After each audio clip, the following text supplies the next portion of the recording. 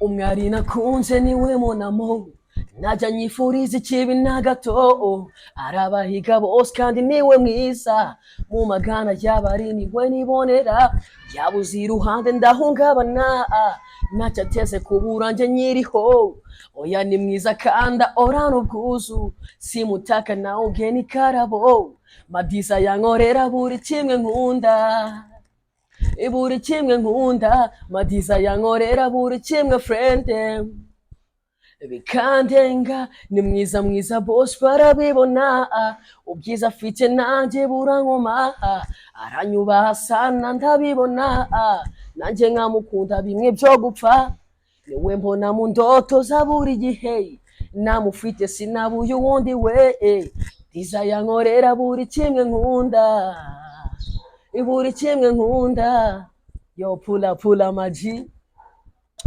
Greetings, ladies and gentlemen. Welcome back muri Sundown Show.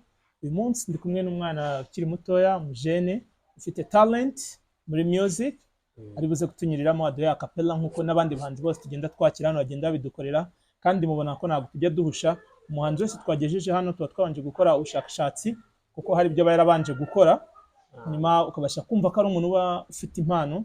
So uyu munsi ndi kumwe n'umuhanzi bita NB Well Done. Yeah. What's up? Meze bien?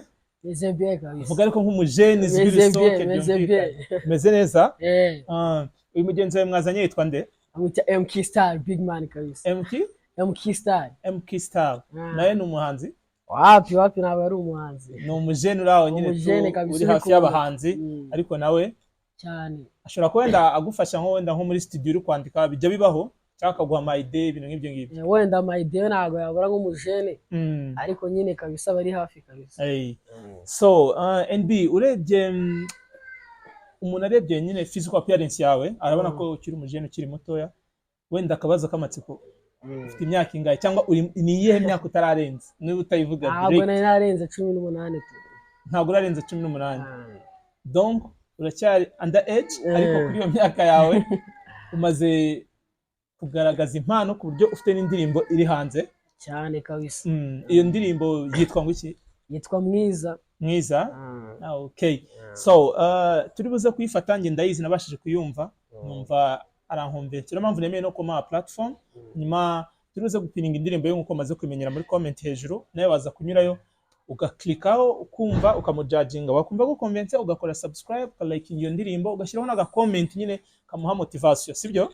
Nibyo birenze kabisa. Ubu urebye ni nka interview zingahe wari umaze gukora kuva winje muri industry? Interview ni ya mbere? Iyi ni ya mbere.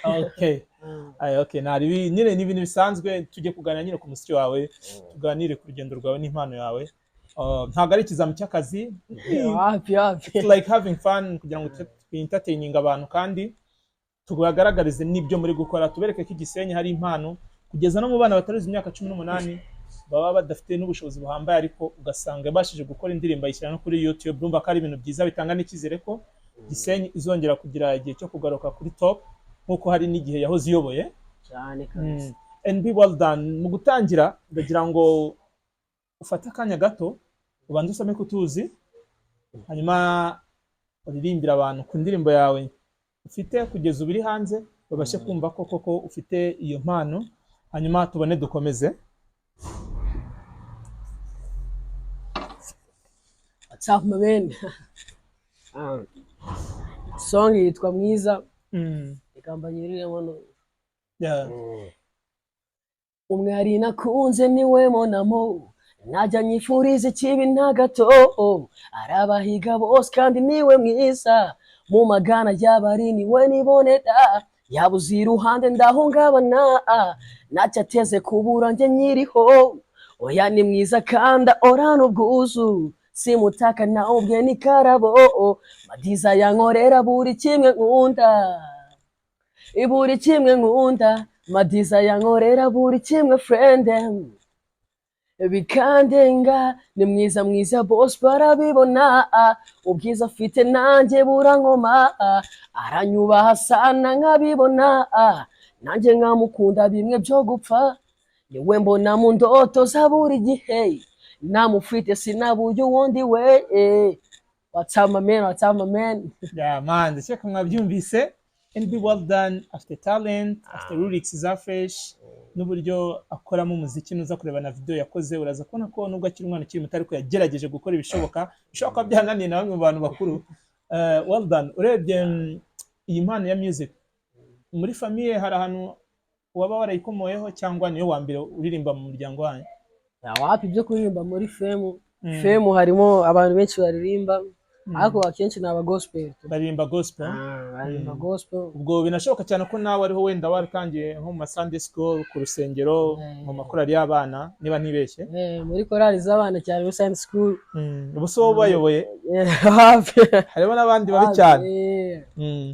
Ngira ngo urabizi n'abandi bakomeye nka ba The Ben na ba Meddy bagiye batangira mu church muri gospel hanyuma bakaza guhindura bajya muri secular. Ndumva ko nawe ariyo nzira maybe urimo.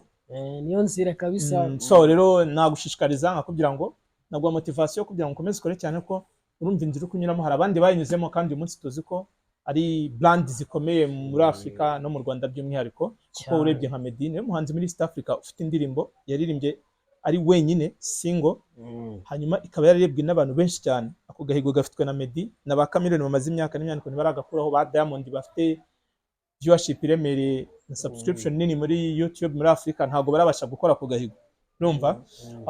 Reka dukomeze wenda nkubaze ngo wenda kubijyanye n'amashuri ugeze mu wakangahe wiga mu mashuri se niba utararangiza ufatanya gute n'umuziki ubisubirize rimwe? Mu mashuri nyine asanzwe ngiye niga muri senior 4. Ugeze senior 4 wamaze gufata section? Nafashe section niga electronic communication. Okay. Ni section nziza iri no gutanga akazi cyane mu gihe umuziki utaratangira kuzana inyungu ufite ahantu uzajya ukura amafaranga ugashora kuko n'igihe kizagera umuziki utangira uzana inyungu. Kugira ngo ubashe gukora audio bigere no kuri level yaho usohora video ubushobozi ubona gute? Nyine umuntu afite abajene benshi tu bamwegereye iyo bumvishe hari ikintu kikurimo ufite talent hari ukuntu baganiza ukababwira ati noneho ngiye gukora track ya danje tu mumfashe nyine support yanyu ugakora nk'aka group ka WhatsApp abantu bakishyira kuri liste bakiyemeza gutyo niko bikora gutyo kuri WhatsApp byo ntabwo byari byagera aho ngaho niba abajene baba kinyegereye tu. No kuvuga ngo ufite abashiti muri very close cyane ko ryo bitagombera ikoranabuhanga just mukaba muri kumwe bakagusupporting cyane kabisa. Iyi ndirimbo turirimbiyeho ari nayo ndirimbo nyeka imwe amaze gusohora kugira ngo igere hanze video na audio byagutwaye nk'amafaranga angana gute? Byanga amafaranga kuko namanje nakora audio nyikoze ngiye gushutinga video ndayishutinga ariko cameraman ambwira yuko yapfuye tu ngo yarapfuye arayibura. Bigeraho ngaho mitamvuga ati mfata decision yuko nakongera guhita nyikora abo ndavuga ati reka mpanye indi projet iranyikorera lyrics nandika lyrics ndaproding. Nuvuga ngo iyi ndirimbo turirimbiye ifite video lyrics noneho iyo uzakora ubutani uzakorera amashusho. Abwira kose kabisa irakoze zombi turi buze kuzipininga naracyari ku editinga video nisohoka tuzagaruka hano noneho tuzajya kuri ya YouTube ya Kivu Club Podcast yibanda ku buhanzi cyane abantu tubasha gupremieringira iyo ndirimbo yawe. Ndakeka abantu bari kuri platform bazagenda bajya no kuri platform yindi nyuma. Ikindi kibazo wenda numva mfite urabona uracyari muto sibyo bazo nshaka kukubaza ababyeyi baragushyigikira ngo nababyumva biba bimeze bite kuri famille? Ku babyeyi nyine ababyumva ndetse no kora kubye katari ngiye uririmba mu rugo gusa ngiye wenyine n'abandi barabikunda cyane nyine ugasanga bari gushyigikira bakavuga ati no shira imbaraga zishoboka tubibone natwe tuzagira icyo twongeramo cyane. Ufite icyizere kingana gute cyuko wenda uyu muziki uzagutunga ukaba nk'umwe mu bahanzi bakomeye mu Rwanda? Icyizere cyo ni cyinshi kabisa. Ndabona yuko bizaza kandi biri hano hafi kuko umuntu wo mu underground ucyaproding indirimbo gatizana 1K mu gihe gito kandi utubona yuko ari ibintu biri gukura gutanga icyizere biri gukura kandi bizaza bimeze neza. Yabundi ikindi nakunganiraho uracyari na muto urumva ko kandi uri no muri generation nziza uje ibintu byose Fireman avuga ngo byamaze kuba ruzungu n'isi ikoranabuhanga. Ushobora gukora ikintu right now none ahangaha kigeta kirebwa n'umuntu uri wese kikarebwa n'umuntu uri muri Korea kikarebwa n'umuntu uri muri Madagascar none ahangaha wicaye hano numva ko waje mu gihe cyiza ibintu bitakigoranye cyane. Ndakomeza kugira ngo ukomeze ugire courage, ugire consistency, wumve ko ubuhanzi nta hantu buhurira n'imico mibi, sibyo? Kuko ni nayo mpamvu usanga ababyeyi bamwe badakunda ko abana babo bajya mu buhanzi bakiri bato, kuko aba yumva ko areta ajya mu bakobwa, amasitari amenyekane, agiye mu biyobyabwenge, uko abahanzi benshi uzasanga kugira ngo sinajya kuri stage nta kantu nafashe, ibintu byo kwikora, ubundi biriya bintu wowe urabyemera bro? Wapi kabisa. Biriya biboro byo kwikora ntabwo ari ibintu byiza tu. Ubundi ufata ibiboro biri available akaba ari byo hereza umwanya tu. Niba nariyemeje gukora umuziki nta zindi mbogamizi ziri ku ruhande, ngomba kuwukora neza kugira ngo atazagira ikindi kintu kizakawubangamira ugasanga abo hanze barabyanze tu. Wenda wambwiye ko ubushobozi mu kugira ngo ubashe kuboneka ukora indirimbo ni abantu bawe bari hafi, inshuti zawe zigufasha, nanazishimira cyane. Ndakeka ziri buze kureba iki kiganiro, mpereye kuri uyu mugenzi waguherekeje. Buriya iyo umuntu yaje atari wenyine ari kumwe n'umuntu bamenyeranye aba yumva afinga comfortable, sibyo? Bakomeze bagushyigikire, bakomeze bagusapotinge, kandi nzi ko success yawe nabo izabageraho mu buryo bumwe cyangwa ubundi. Biba ni n'ibintu by'agaciro kumva ko washyigikiye umuntu akagira ahantu ava n'ahagera. Urumva rero mukomeze musapotinge and be well done, mukomeze mumuhe ibitekerezo byiza, mumuhe n'ubushobozi bw'amafaranga. Ikindi niba mufite n'amapari, abantu bari buze kureba iki kiganiro mubishaka afite ijwi ryiza, mushobora kumutumira akaza agasohora umugeni, akarimba mu anniversaire, mu mapropose, ibintu byinshi cyane, mukamuha amafaranga atari menshi cyane ariko mukayamuha nyine mu rwego rwo kumusapotinga, sibyo? Akagaragara kabisa. Kuko ndabizi ntabwo nakwirirwa mbikubaza, simpamya ko ku myaka yawe n'indirimbo ebyiri uri gukora, imwe yamaze gusohoka indi ikiri muri studio, waba waratangiye gukorera amafaranga muziki, ariko aracyari kare. Ya mafaranga yo yarabonetse. Hari udupari umuntu aba agomba gukora, hari n'utwo nakoze tu. Hari utwo nakoze nkajya mbona ibiceri bitewe na babashuti bari hafi ku ruhande, bajyaga bavuga akadutigitira umujene akora ibintu birenze stage, wenda dukure nko mu kigo runaka, dutegure kwinjira bibe sensa. Biriya bintu mugomba gutangira kubikora mukiri bato, kuko impamvu iyo ku myaka yawe nturuzuza n'imyaka 18 utangiye gukora amashow mu ma secondary, mu mapari runaka ari private atari manini cyane, ariko ukabasha kubona iyo stage, no kuvuga ngo biguha experience y'uburyo uzitwara ugeze kuri stage nini, ukamenya uburyo ugomba kwitwara kuri stage, ku myambarire, uburyo ujyana n'abafana bitewe na audience baririmbiye. Ikindi nabo bagenzi bawe bagerageza gutegura utwo dushow, nibo ejo tuzaba dufata nk'aba event organizer bari big mu gihugu cyane kabisa. Kuko nabamushyo amabobo abantu niba babizi ku mateka ye, akubwira ko nawe yatangiye uyitegura za EAP za Iwacu Muzika, biriya byose yatangiye ategurira amashow mu mashuri. Nyine ntabwo uzabyuka ngo ukore ikintu kirenze utaragitangiye hasi, ntabwo bizashoboka. None agikoratse za failing ucika intege kubera ko hari inzego watarutse. So and wenda mu gukomeza, urebye muri iki gihe uburyo umuziki uri gukorwa, sibyo? Turabona uburyo abahanzi wenda bakomeye balidenze nka Bruce Melody bari gukora promotion z'ibihangano byabo, uburyo asigaye yamamaza indirimbo kuri level iri hejuru cyane, iteye imbere. Donc twavuga ngo niyo yanyu mu bungu bihari, sibyo? Ubu ubona wowe gukora promotion hano muri Gisenyi bimeze bite? Kuvuga ngo nakoze indirimbo reka ngerageze noneho ni pushing igire ku bantu, ubona wabibwira gute nk'umuntu utari Gisenyi? Sha Gisenyi ni hasoka kabisa. Gisenyi aba ari ibintu bigoranye tu, ni insazi. Kabivuge ko ari insazi. Gute? Nyine abajene usanga bafite ibiceri byinshi cyane kabisa ku buryo wa supporting ibyo bari gukora, aho ugira bazabire kuri usanga ari haso zirenze tu. Nago abantu nyine bari bizerera ko washora mu muziki ukazunguka, babumva yuko bahomba cyane, kandi Gisenyi ifite impano, ifite ibiboro bya danger, bashiramo ibiceri bikazabyara inyungu gihe kinini kabisa. So donc urabona imbogamizi ya mbere ituma ibintu bitagera kure, ubushobozi bw'amafaranga abantu bashora mu muziki. Ikindi cya kabiri wenda dushobora kwemeranyaho nuko ama TV, ama radio, ama YouTube channels ntago biraba byinshi, ntago byaba byinshi cyane kabisa. Niyo mpamvu navuze ngo uyu munsi nakwakira hano kuri channel iri mu mazina yanjye ya Jaro Details, ariko nitugaruka tuje gupremiering indirimbo tuzajya kuri Kivu Club TV, sibyo? Abaroti premieringira, nyuma tugerageze ugaragare kuri platform, ugaragare no kuri ya Kivu Club TV kuko ifite abantu 16,600, urumva ni benshi. Rero mu gusoza wenda sinshaka kutindana kubera ko n'ikire kitameze neza, ariko nihuse ndagira ngo nkubaze wigeze utwara indirimbo zawe ku maradiyo ari n'aha muri Gisenyi?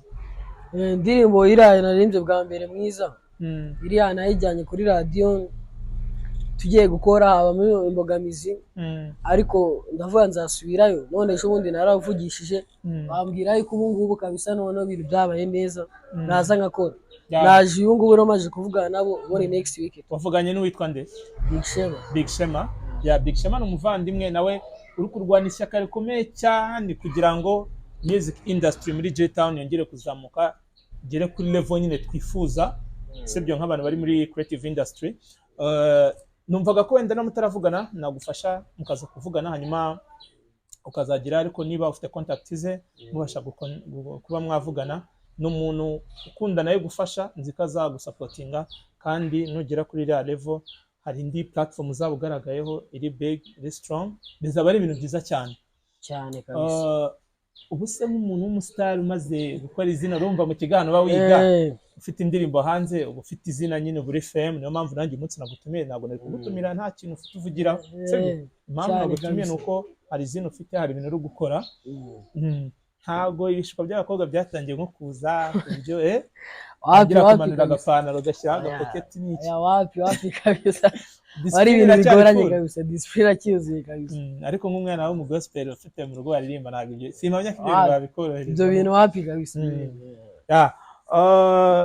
Aka message wenda wagenera nk'ababyeyi bawe bijyanye n'uburyo bagusupportinga n'akahe? Murakoze. Mu rugo nyine ni abantu bakunda ibintu byanjye, kandi mere na vie barabyuba cyane, kuko iyo nabikoze manze nabibumvisha tu bakambwira ibintu ni byiza, wowe shiramo imbaraga, kuko nabivuze mbere, shiramo imbaraga bitugaragara, natwe tuzagira icyo dushiramo. None kubera urumva baragufasha, baragushyigikiye, nihe message wababwira kubyene baza kuri iki kiganiro, baza kumva ko ibyo bagukorera ubibona nyine? Nababwira yuko ibintu biri kuza, ibintu bimwe mu byo bifuje yuko mbagaragariza biri kuza, dore ndi no kuri TV. Yego, twatangiye gukora ama interview, n'ubundi ejo uzagaruka next week, urumva. Turaza gupushinga ibintu byawe ku ma Instagram, ku ma Snap, ku ma TikTok, hose uraza kuburiho. Ndakeka yuko nabo bari kubibona ndetse bazanabibona yuko ibyo bashaka nyine biri kujya bigerwaho. Bakomeze noneho icyizere cyo bafite bakimotivinge, nanjye nkibone tu bakomeze bongera icyizere bagufitiye cyane. Okay, naho kuri babajene bawe bagiye nabo bakuba hafi cyane till today, no muri uyu mwanya turi kumwe hano, abajene banje bari ku mutima kabisa, cyane cyane nka Mkistar, graphic designer gakondo kabisa ku mutima. Gakondo no mu brother wanjye nanjye ajya nkorera kabisa. Sinzi impamvu atari yarakumbwiye, kandi nawe ugenda ambwira Gakondo, nureka nongere mbigusebe. Gakondo nzi ko uhura n'impano nyinshi, nzi ko uziranye n'abantu benshi bari very talented. Cyo ngusaba bazane tubahe platform tuganire, hari ikintu bizaba byongera ku muziki wabo, ntabwo tuzaba turi gufafinga, ari ikintu byanze bikunze tuzaba turi gukora kandi kiza. Gakondo buriya ni umujene cyane kabisa, ni umujene kandi ukunda ari mu bantu mpamya kare wa mbere mu Rwanda mu gukora flyer kabisa. Ako mbese ibintu byo byose ku bahanzi, ku bantu bose bagiye batandukanye. Niyo muntu yoboye yagiye akora flyer zagiye zimenyekana cyane, harimo nk'ibyatsi yari yakoreye indirimbo ya Pasi. N'uyu munsi muri saga ya Pasi yongeye kugaruka mu muziki, abantu barongeye barayigarura cyane kabisa. Ni umujene ufite ubuhanga bwinshi cyane, nanamusaba ko yatangira kureba uburyo yajya bisangiza n'abandi bajene kugira ngo abahereze buriya bumenyi. Ni ibintu byiza cyane, si byiza ko yabugumana wenyine. Babwira ko ni Gisenyi hari impano nyinshi cyane kabisa, ajya bakomeza gusupportinga ama studio akora ibintu birenze, banatinyuke bazi Gisenyi bajya bakora ibintu birenze, abakameramani baza ari benshi cyane kabisa, kugira ngo industry zamuke cyane kabisa. Hanyuma in the world done, hari ikibazo nshaka kukubaza mbere yuko dusoza. Ubonye label byagufasha iki? Label, ikiza cya label nicyo byamfasha. Label ni nziza cyane ku muhanzi tu, hari icyo bimwongerera. Tunarebera kuri ba grand frère bacu ba Kenny Solo, yego, ba Element, iyo bari muri label bakora ibintu birenze tu, barikora ibintu birenze. Ba Nelinga muri Kina Music bakora ibintu birenze bari muri label, kuko hari ubushobozi uba ufite ukeneye kongeraho ubundi, label ikakumotiva bigahurira hamwe. Label yaba nziza cyane kabisa, kandi aba ari ibintu buri wese yifuza tu. Wenda ndibaza kuganira n'abandi bantu. Hari abantu bamaze iminsi bansaba ko icyo kintu wenda Gisenyi cyahaba. Hari na Orange Group muri Orange Entertainment kwa Ramberi abarizwa ba Ishmubaya, ndakeka ko ubazi. Ishmubaya afitanye indirimbo na Twin Vibes, ni indirimbo y'Trend, indirimbo nziza bya Atari, ifite ishusho ryiza, audio nziza. Baje hano twari premierinze, twayivuzeho, twarayipushinze. Ubu ndakeka irengeje 11,000 abantu. Musubire kuri YouTube channel ya Twin Vibes mwongere muri indirimbo bita Nobody. Ni indirimbo nziza cyane, wa playing mu mapari, wa playing uri kumwe n'umukunzi wawe muri soirée. Ni indirimbo nziza cyane, ni indirimbo nyinshi nagiye ntambutsa hano. Mukomeze mugende musere kuri YouTube, hanyuma muraza kuba hari icyo mufashije abo bahanzi. So dusoza, hari indi message ufite wagenera abafana bawe noneho muri rusange? Twahire ku babyeyi, hari message wabahaye, abasabye ko bakomeza kugupushinga, bashite bababye ko bafite ku mutima, bigaragara nyine ko ibyo bagufashamo ubizirikana, biranagaragara kabisa. Hanyuma icyo ngusaba noneho, gira message ugenera abafana bawe dusoze. Ya abafana bo nyine, abafana nabo baba babizi kwa kundi, kuko hari ukuntu huza n'umufana ugasanga ntago mwiriyeho, nakabona cy'ibintu akugaragariza, mbese agukorera, babiha agaciro tu. Nabo ni ku mutima tu, ni ku mutima, kuko ntago mbirengagiza, kandi muza nabo cyane kugira ngo ibiboro nkora, music nkora, kugira ngo ninaguka cyane nabo bazabone ko hari agaciro nabahaye, kuko hari icyo bashizeho tu. Ubushize nakiye undi muhanzi bita Jody Last, ndakeka aramubonye nawe indirimbo nziza bya Atari. Jody Last ndaramuzi cyane kabisa. Nawe muze kujya kuri YouTube channel yitwa Jody Last, muyirebe, mukomeze mu praying, viewership izamuke, munayisharing, why not, munayikoreshe no muri video zanyu. Urumva nawe icyo kintu yavuze ko abafana bashimira kandi afite ku mutima. So nyamureka abo bantu babafite ku mutima, namwe mukomeze mubere ku rukundo, mu supporting, dufatanye turebe ko iyi industry yatera imbere. Turasoje rero, we sign out. Yari Sundown Show, ni ikiganiro dutumiramo abantu bagiye batandukanye.